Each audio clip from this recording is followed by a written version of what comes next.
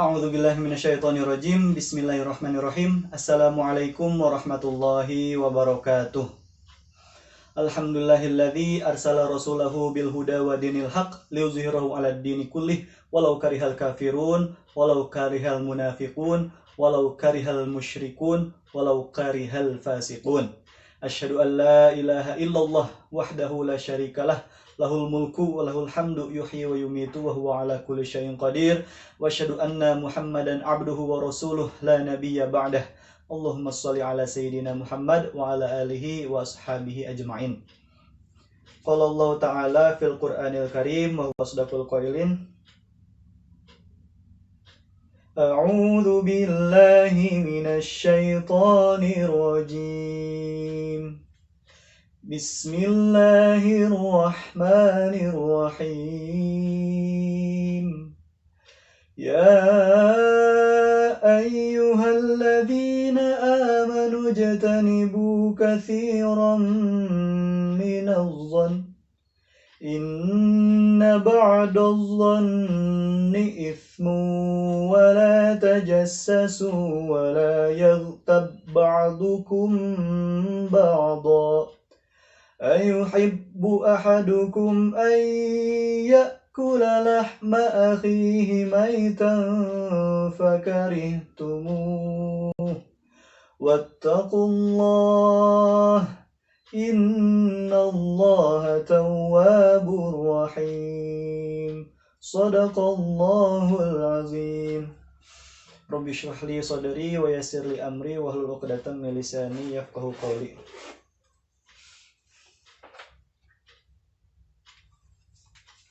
Alhamdulillah, segala puji bagi Allah, Tuhan semesta alam, yang telah memberikan kita nikmat yang begitu banyaknya, nikmat yang gak terhitung jumlahnya, nikmat yang lebih luas dari luasnya samudra.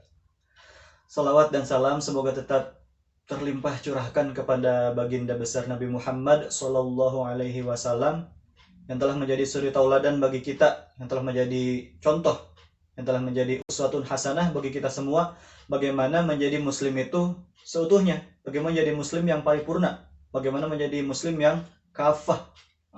Mulai dari bangun tidur sampai tidur lagi beliau contohkan, sampai ke bagaimana cara berhubungan sosial dengan orang lain. Rasul mencontohkan bagaimana beliau berinteraksi dengan istri-istrinya. Rasul mencontohkan bagaimana beliau berinteraksi dengan anaknya, dengan cucunya, dengan anak-anak, dengan yang sebaya, juga dengan yang lebih tua. Rasul mencontohkan, bahkan Rasul mencontohkan dengan orang-orang, bagaimana Rasul berinteraksi dengan orang-orang yang berbeda suku, bahkan berbeda agama. Begitupun dengan bersosial media. Memang belum ada zaman dulu sosial media yang seperti sekarang, seperti WhatsApp, Instagram, YouTube, dan lain sebagainya, belum ada. Tapi sebenarnya media sosial atau interaksi dengan lewat media sosial maupun berinteraksi dengan langsung itu sebenarnya gak jauh beda. Karena itu, bagaimana cara kita menggunakan media sosial, itu kita kembalikan lagi kepada apa yang Allah perintahkan atau aturan-aturan yang sudah Allah tentukan dalam Al-Quran, dan juga bagaimana yang telah dicontohkan oleh Rasulullah SAW. Lalu, sebelum kita masuk ke adab-adabnya, hukum menggunakan media sosial itu sebenarnya apa sih? Apakah halal ataukah haram? Haram atau halalnya media sosial ini, seperti yang disabdakan oleh Rasul dalam sebuah hadis, yang dimana hadis ini digunakan sebagai salah satu dari kaidah dalam usul fiqh, yaitu al-umuru bima qasidiha, kata Rasul. Segala sesuatu itu tergantung kepada niatnya, tergantung kepada maksud dan tujuannya. Seperti dalam hadis lain, Rasul bersabda, innamal a'malu binniyati. Sungguhnya setiap pekerjaan itu tergantung kepada niatnya. Wa innamal likulli imri'in ma nawa. Dan setiap orang akan mendapatkan apa yang ia niatkan. Karena itu, kalau kita pakai medsos, dengan tujuan hanya buat lucu-lucuan, hanya buat seru-seruan, hanya buat, bahkan nauzubillah, hanya buat mencari hal-hal yang gak karuan, maka media sosial bagi orang tersebut hukumnya adalah haram, akan menjadi ladang dosa baginya. Kebalikannya, jika kita pakai media sosial, pakai medsos untuk sharing-sharing kebaikan misalkan, atau untuk mendapatkan ilmu yang lebih banyak, maka insya Allah kita akan mendapatkan pahala dari medsos tersebut. Akan menjadi ladang pahala bagi kita, itu insya Allah. Karena itu hukum menggunakan media sosial adalah gimana kitanya. Kalau kita pakainya dengan baik, maka hukumnya menjadi halal. Kita akan mendapatkan pahala. Sedangkan kalau kita makainya dengan buruk, maka kita akan mendapatkan dosa darinya. Media sosial itu menjadi haram. Akan tetapi, sebelum kita masuk ke dunia media sosial, kita harus mempersiapkan iman dan ilmu kita terlebih dahulu.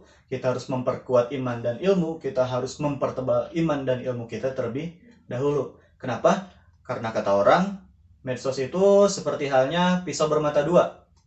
Jadi kalau pisau ini dipakai dengan baik, maka dia akan mendatangkan manfaat bagi kita. Sedangkan kebalikannya, kalau pisau ini dipakai untuk hal-hal yang buruk, maka akan mendatangkan madarat bagi kita. Nah, ada juga yang bilang medsos itu seperti hutan belantara. Jadi di dalamnya ada jalan yang sesat. Kalau kita mengikuti jalan tersebut, bukannya keluar dari hutan, kita malah akan semakin tersesat di hutan tersebut.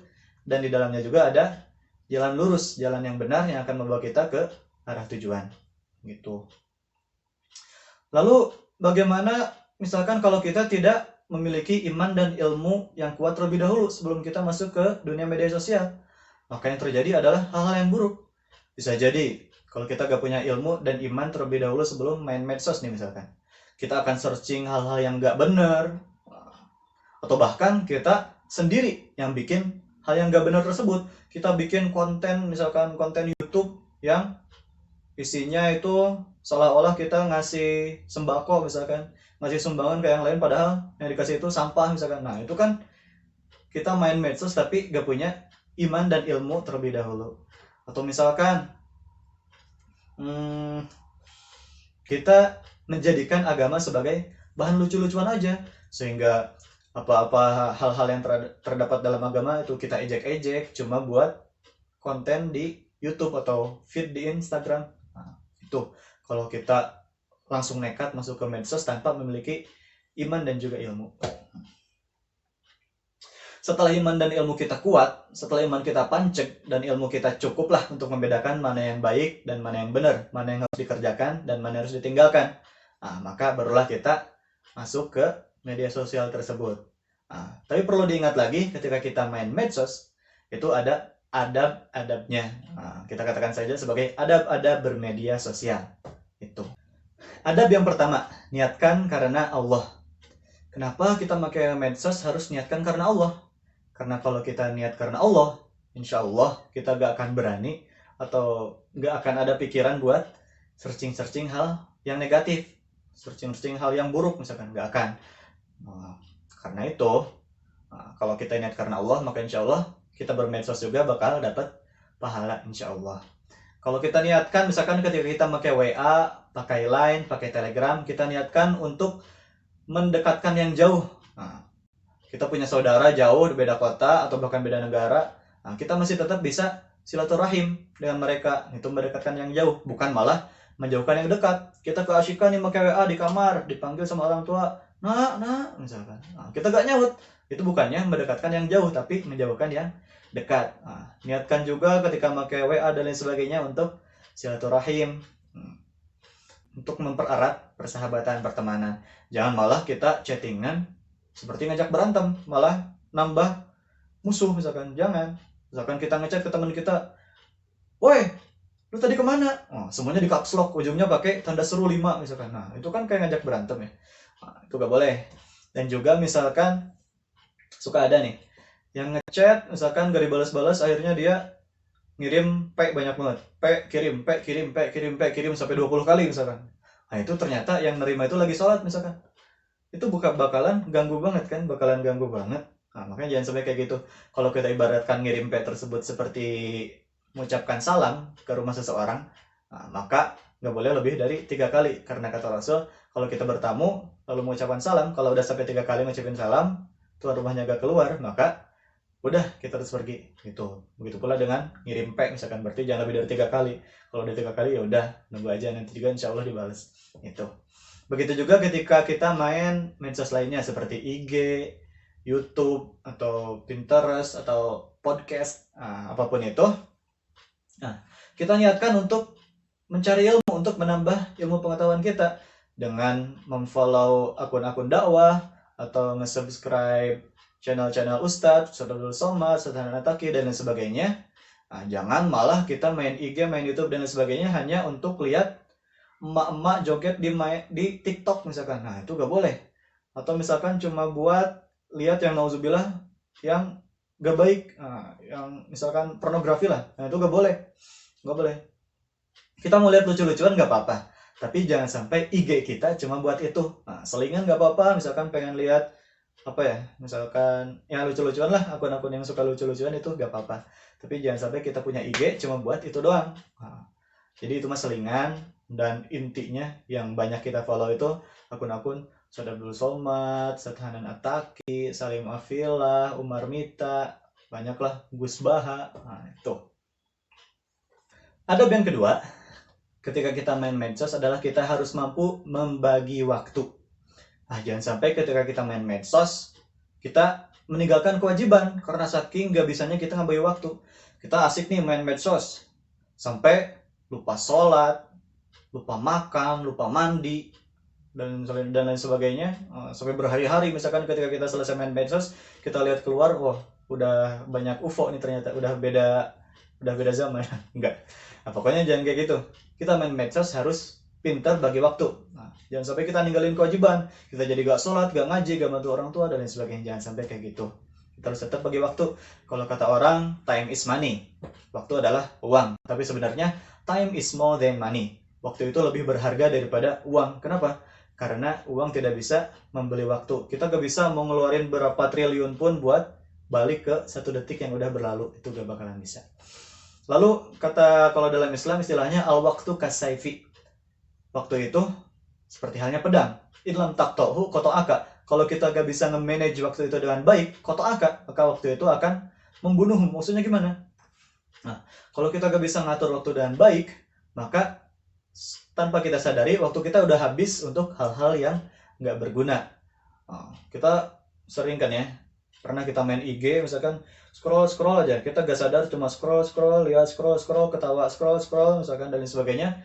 Ternyata udah makan waktu sampai 2 jam, sampai kuota habis misalkan. Nah itu, karena itu kita harus mampu untuk membagi waktu dengan baik. Adab yang ketiga dalam bermedia sosial adalah jauhi yang haram. Jauhi yang haram, jangan sampai kita ngelakuin atau nyari-nyari hal-hal yang haram. Pertama, kata Rasul, la yakhluwanna rajulun bi imra'atin illa ma'aha di mahramin. Janganlah salah seorang dari kamu berduaan dengan seorang wanita tanpa adanya mahram. Bukan berarti kholwat di sini atau berduaan di sini cuma bisa dilakuin secara offline atau dalam dunia nyata. Tapi di dunia maya, secara online pun bisa. Kholwat online itu bisa, berduaan online itu bisa. Bahkan biasanya yang berduaan secara online ini lebih parah jadinya. Kenapa? Karena yang berduaan secara offline, misalkan berduaan di dunia nyata nih, misalkan di taman, di mana lah. Nah, mereka berduaan, masih ada orang-orang lewat, atau ada kucing lewat, atau ada kecoa lewat. Nah, masih ada yang lewat lah, suka ada yang lewat-lewat. Tapi kalau kita udah berduaan, kalau kita udah kholwat secara online, misalkan kita chattingan, nah maka yang ada hanya si laki-laki, si perempuan, dan setan. Nah, karena itu biasanya kalau si perempuan ini udah sering banget nih chattingan sama si laki-laki misalkan. Udah sering banget sampai kemudian si wanita ini berani ngepap fotonya, foto selfie-nya yang gak pakai kerudung misalkan. Nah, itu kan udah parah. Atau misalkan video callan atau teleponan sampai tengah malam misalkan. Nah, itu kan nggak baik. Padahal perbuatan-perbuatan ini tuh semuanya adalah perbuatan mendekati zina, yang dimana Allah larang sama sekali untuk mendekati zina. La taqrabu zina, kata Allah. Janganlah kita sekali-kali mendekati zina. Kenapa? Innahu kana fahishatan wa sa'a sabila. Sebenarnya itu adalah perbuatan yang fahish, perbuatan yang keji. Tuh. Lalu kemudian apalagi ini nih, nauzubillah. Jangan pernah terpikirkan sama sekali mentang-mentang kita cuma berdua, cuma sendiri misalkan, cuma sendiri main HP di kamar, dikunci. Kita ngelakuin hal yang diharamkan sama Allah. Apa? Kita kan tahu aurat laki-laki dan perempuan dari mana sampai mana. Tapi kita malah searching hal-hal yang membuka aurat misalkan. Konten-konten pornografi misalkan, mau itu foto, mau itu video dan lain sebagainya. Jangan sampai ini haram hukumnya walaupun online. Adab yang keempat adalah jangan menyakiti orang lain. Kita harus ingat bahwa jempol-jempol kita ini, kita ngetik di hari kiamat nanti akan dihisab sama Allah, akan dipertanyakan. Jempol kita itu digunakan untuk nge-follow apa aja, atau untuk ngomen apa aja, atau untuk nge-like apa aja. Nah, akan dihisab tuh nanti jempol kita bakalan ngomong, kami nge-like cewek-cewek seksi misalkan. Nah, harus ingat bahwa jempol kita juga nanti di hari kiamat akan dihisab. Karena itu jangan sampai kita menyakiti orang lain, misalkan dengan ngebully, kita ngetik nih ngebully orang online, nah itu gak boleh. Atau ngejelek-jelekin orang, gak boleh. Karena kata Allah dalam Al-Quran, la yaskhar qaumun min qaumin, kita gak boleh menjelek-jelekin satu sama lain. Kenapa? Asa ayakunu khairum minkum, karena bisa jadi orang-orang yang dijelek-jelekan ini lebih baik sebenarnya dari orang-orang yang ngejelekin. Dan juga jangan sampai kita nyari-nyari kesalahan orang lain atau menggibahi orang lain, ngegibahin orang lain. Karena kata Allah, la tajassasu, janganlah kamu mencari-cari kesalahan orang lain. Wala yaghtab ba'dukum ba'da, dan janganlah kamu ngegibahin orang lain. Atadruna mal ghibah, kata Rasul dalam sebuah hadis, atadruna mal ghibah. Apa sih gibah itu? Tahukah kalian tentang gibah itu? Allah wa Rasulullah alam, kata sahabat. Rasul dan Allah dan Rasulnya lebih tahu. Apa sih gibah itu? Gibah itu dzikruka akhaka bima yakrahu. Gibah itu adalah kita ngomongin sesuatu tentang orang lain, yang dimana kalau orang lain ini tahu, dia bakalan gak suka tentang apa yang kita omongin. Itu gibah. Lalu gimana kalau kita yang ngomongin itu adalah benar adanya, si A itu benar-benar kayak gitu, misalkan orang lain itu benar-benar ngelakuin hal yang demikian, nah, maka itulah gibah.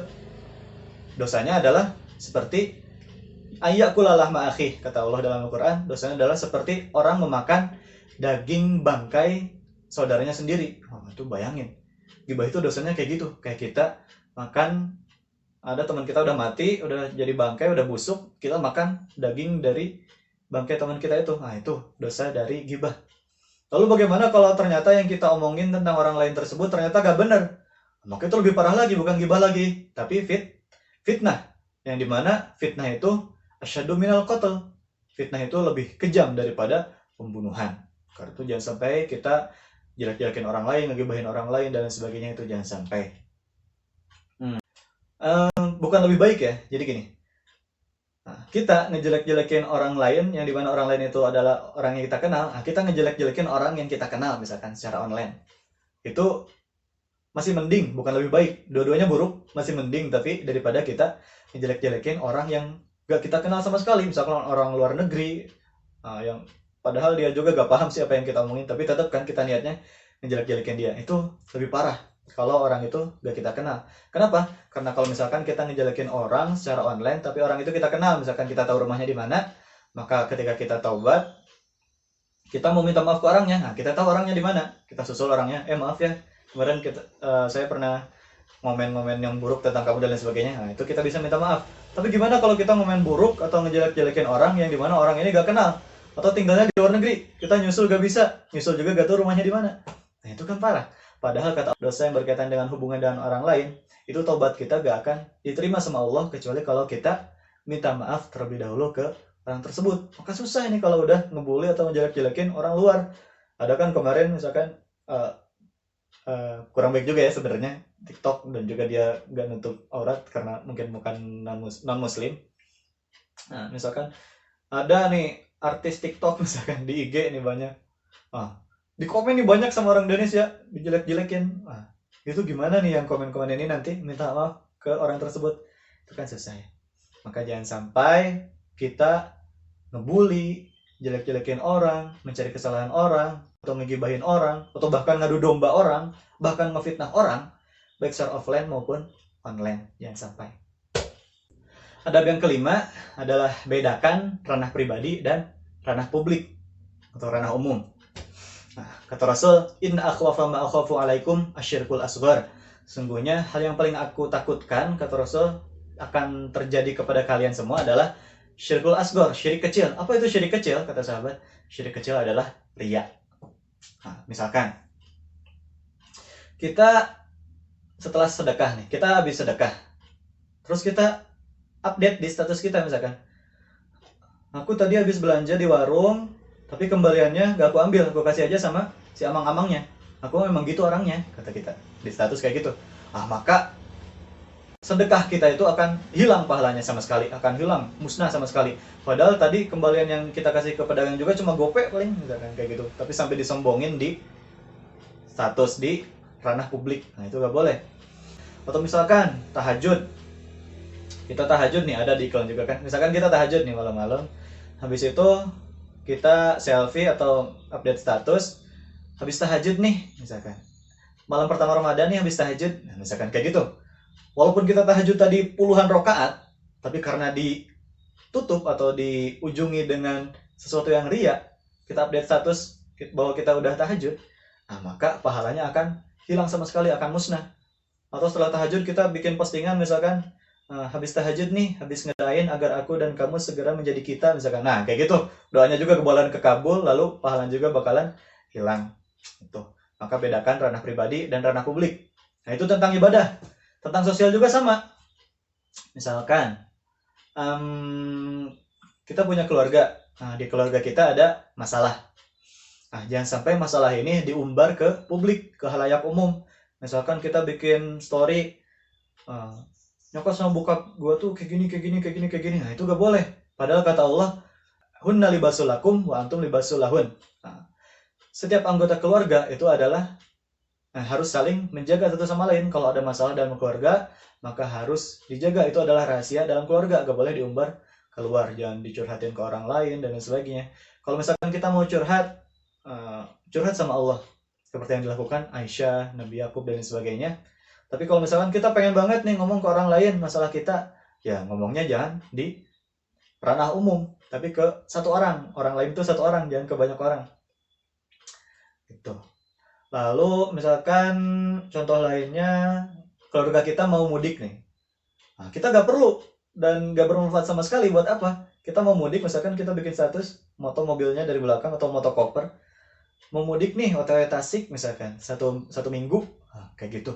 Gimana kalau di antara follower kita tuh ada orang-orang gak bener, atau ada orang yang memiliki niat gak baik, ada maling lah secara kasarnya, ada maling, sehingga ketika kita sudah berangkat, si maling ini bisa dengan leluasa datang ke rumah kita karena tahu rumah ini bakal ditinggal selama 1 minggu. Bahkan si maling ini bisa tinggal di rumah kita selama 5 hari, bisa nginep gratis. 5 hari misalkan tiduran di kamar, nyetel TV, ngabisin makanan di kulkas dan sebagainya, selama 5 hari itu dipakai sama maling. Habis itu dia keluar dari rumah kita dengan bawa barang-barang yang ada di rumah kita. Nah, makanya jangan terlalu menyebarkan atau membawa ke ranah publik hal-hal pribadi. Lalu juga kayak gini nih, masih tentang sosial. Udah nikah misalkan, ada seseorang udah nikah, pengantin baru lah misalkan, pengantin baru, jangan suka memamerkan kemesraan ke media sosial atau ke halayak umum. Kenapa? Kasihan ini orang-orang yang masih jomblo, misalkan saya nih masih jomblo. Nah, kasihan. Nah, makin ngebet aja pengen nikah misalkan, padahal calonnya aja belum ada, misalkan kayak gitu. Karena itu jangan suka mencampur adukan hal yang pribadi dan hal yang umum. Hal pribadi gak usah dibawa ke ranah publik atau ke ranah umum. Tuh. Lalu adab yang keenam itu adalah selektif. Selektif itu apa artinya? Pilih-pilih. Kita harus pilih-pilih. Pilih-pilih dalam apa? Pertama pilih-pilih dalam, misalkan kalau Instagram, pilih-pilih nge-follow akun. Karena apa? Karena kata Rasul, orang siapa berteman dengan penjual minyak wangi, maka orang tersebut bisa saja mendapatkan minyak wangi gratis, atau bisa saja beli ke temannya itu yang penjual minyak wangi. Atau kalau nggak dapat gratis atau nggak beli, bisa aja karena berteman dan penjual minyak wangi, orang tersebut dapat wangi dari minyak wangi tersebut, nah, dapat harumnya. Dan juga kebalikannya, kalau kita berteman dengan seorang pandai besi, misalkan tukang las nih, maka kata Rasul, bisa jadi kamu akan terkena percikan apinya. Lagi ngelas nih kita kena percikan apinya, atau kalau enggak baju kita bakal bau asap. Itu. Ini hadis tentang milih pertemanan. Begitu juga dalam bersosial media, kita harus milih-milih akun mana, kalau di IG akun mana yang bakal kita follow, atau kalau lain akun ID siapa yang bakal kita add, atau kalau di YouTube channel siapa yang bakal kita subscribe, video-video siapa yang bakal kita tonton. Kenapa? Karena kalau kita sering nonton video dari sebuah channel, maka secara tidak langsung sedikit demi sedikit kita akan terpengaruh.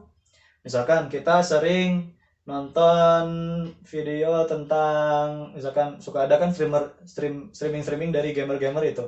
Biasanya streaming dari gamer ini mereka ngomongnya kasar. Banyak lah bahasa-bahasanya kasar. Atau dari artis-artis yang gak bener yang ngomongnya kasar-kasar nih, suka saya contohin di kelas. Salah seorang artis yang ngomongnya gak enak didengar. Karena kita sudah sering lihat videonya atau sering nonton videonya di IG atau di YouTube, maka sedikit demi sedikit secara tidak langsung itu akan membentuk karakter kita. Karena itu kita harus milih-milih, bukan cuma pertemanan, tapi milih-milih akun IG mana yang bakal kita follow, channel YouTube mana yang akan kita subscribe, dan lain sebagainya. Tuh.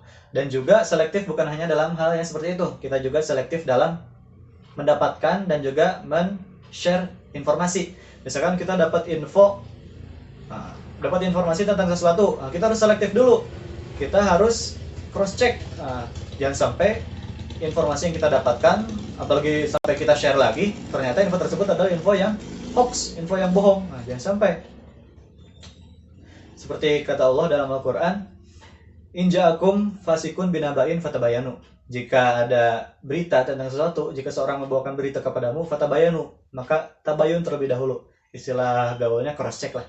Kita harus cross check terlebih dahulu, info ini dari siapa, apakah benar kayak gitu. Kita harus cross check terlebih dahulu, harus tabayun terlebih dahulu. Harus kita seleksi terlebih dahulu, apakah info ini benar, apakah info ini cuma hoax, dan lain sebagainya. Walaupun info hoax ini disampaikan untuk kebenaran, misalkan memiliki tujuan yang baik, tetap gak boleh. Kenapa? Karena tetap info ini adalah info yang hoax, tidak boleh di-share, tidak boleh disampaikan kembali. Misalkan diinfokan bahwa seseorang, misalkan saya, biar gak orang lain jadi korban, misalkan diinfokan ada nih di grup WhatsApp, ada sharean, innalillahi wa inna ilaihi raji'un, telah meninggal dunia Ramadan Fadil Al-Mugni, misalkan. Mari kita doakan agar amal ibadahnya diterima, dan mari kita ingat kembali bahwa seluruh manusia, seluruh makhluk yang Allah ciptakan pasti akan menemui ajalnya. Di sana tujuannya baik. Apa? Itu mengingatkan seseorang bahwa seluruh makhluk itu akan meninggal pada waktunya. Itu kan benar, nggak salah sama sekali. Lalu mengajak seseorang untuk mendoakan yang sudah meninggal, itu benar juga. Tapi kan orang ini tidak benar-benar mati. Itu gimana perasaan saya yang masih hidup tapi dikabarkan bahwa saya sudah meninggal? Itu makanya sekali hoax tetap hoax, walaupun disampaikan untuk kebenaran, untuk kebaikan, itu tetap gak boleh, karena itu tetap hoax. Lalu gimana kalau ternyata info yang kita dapatkan itu sudah terbukti bukan hoax, sudah terbukti bahwa info itu adalah info yang benar? Kita harus seleksi lagi, harus selektif lagi. Menseleksi apanya? Apakah info ini bermanfaat? Apakah info ini bermadarat? Apakah baik? Apakah buruk yang hasilkan kalau informasi ini disampaikan ke orang lain? Misalkan apa? Info yang bukan hoax, info yang benar tapi buruk efeknya jika disampaikan. Misalkan kita udah nikah nih, punya anak ini udah sampai umurnya untuk disunat. Anak ini nanya ke kita, ya disunat sakit gak sih? Lalu kita sampaikan, enggak kok. Ternyata pas hari hanya disunat, si anak ini disunat nih, ternyata beneran gak sakit. Kenapa? Karena masih dibius. Sepulang dari dokter, misalkan sampai di rumah, biusnya udah hilang, baru sakit. Itu kan kita gak perlu menyampaikan, enggak kok gak sakit disunat, tapi kalau udah obat biusnya habis, itu bakal kerasa sakitnya. Itu kan gak perlu kita sampaikan. Karena kalau disampaikan kayak gitu, si anak gak bakalan mau disunat, gak bakalan mau disunat kayak gitu. Karena itu biasanya ulangan di sekolah itu ulangan dadakan, gak nyampaikan info ulangan terlebih dahulu sebelumnya. Kenapa? Karena ulangan ini diadakan untuk mengukur pengetahuan peserta didik yang sudah didapatkan saat pelajaran. Jadi si anak ini merhatiin sih pas di kelas kayak gitu kan. Makanya tiba-tiba ada ulangan dadakan. Kenapa? Karena kalau diumumin terlebih dahulu, hasil dari ulangan tersebut bukanlah hasil dari si anak ini belajar pas guru menerangkan, tapi hasil dari si anak belajar semalaman misalkan. Atau bisa jadi karena udah diinfoin dari sebelumnya, si anak ini nyiapin contekan dulu di lembar kertas misalkan dan sebagainya. Karena itu ulangan suka diadain dadakan. Itu info yang bukan hoax, tapi kalau disampaikan itu akan mendatangkan mudarat, bukan manfaat. Itu. Lalu adab yang terakhir, adab yang ketujuh dalam bersosial media adalah sabar. Maksudnya gimana? Misalkan kita udah jadi artis, misalkan jadi YouTuber atau jadi selebgram, kan biasanya kalau udah terkenal gitu ada hater-haternya ya, ada haters-hatersnya. Nah, yang suka komen nggak baik, yang suka ngefitnah kita, misalkan ngebully kita secara online dan sebagainya. Lalu apa yang harus kita lakukan? Kita harus sabar. Seperti hanya yang dicontohkan oleh Sayyidah Aisyah, ketika saat itu Aisyah digosipkan bahwa Aisyah ini selingkuh. Saat itu digosipin Aisyah dan Sofyan itu selingkuh. Banyak orang yang bicarain di pasar ngomongin itu, di masjid ngomongin itu misalkan pada kayak itu. Di jalanan ngomongin itu, ketika nongkrong-nongkrong di kafe, sahabat ngomongin itu. Aisyah, Sofyan, Aisyah. Nah, sehingga kabar ini jadi trending topik. Karena setiap postingan ada hashtagnya, misalkan kalau sekarang kayak itu. Setiap postingan ada hashtagnya. Aisyah, Sofyan, dan lain sebagainya. Masa sih Aisyah, misalkan? Aisyah, tanda tanya, dan lain sebagainya. Nah, sehingga kabar ini menjadi trending topik kala itu.